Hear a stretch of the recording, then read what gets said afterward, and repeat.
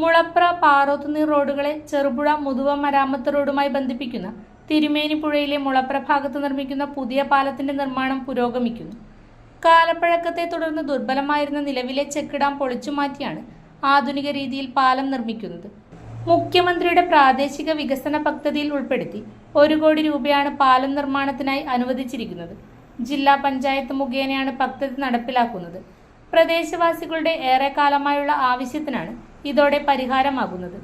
നിലവിൽ check dam വഴിയാണ് വിദ്യാർത്ഥികൾ ഉൾപ്പെടെ നൂറുകണക്കിന് ആളുകൾ ചെറുപുഴ ടൗണിലേക്കും സമീപത്തെ ആരാധനാലയങ്ങളിലേക്കും വിദ്യാഭ്യാസ സ്ഥാപനങ്ങളിലേക്കും യാത്ര ചെയ്യുന്നത്. എന്നാൽ മഴക്കാലത്ത് ചെക്ക് ഡാം വെള്ളത്തിൽ മുങ്ങുന്നതിനാൽ യാത്രയ്ക്ക് വലിയ ബുദ്ധിമുട്ട് അനുഭവപ്പെടാറുണ്ട്. പുതിയ പാലം നിർമ്മിക്കുന്നതോടെ ഈ പ്രശ്നങ്ങൾക്ക് ശാശ്വത പരിഹാരം ലഭിക്കും. ടി.ഐ. മധുസൂദനൻ എം.എൽ.എയുടെ ഇടപെടലാണ് പദ്ധതിക്ക് വേഗം കൂട്ടാൻ സഹായിച്ചതെന്ന് അധികൃതർ അറിയിച്ചു. തട്ടാപറമ്പിൽ ബിൽഡേഴ്സാണ് നിർമ്മാണ കരാർ ഏറ്റെടുത്തിരിക്കുന്നത്.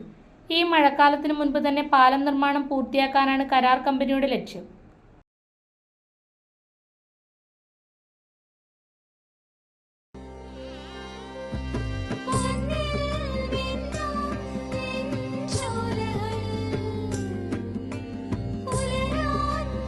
ഇതെനിക്ക് തരുമോ?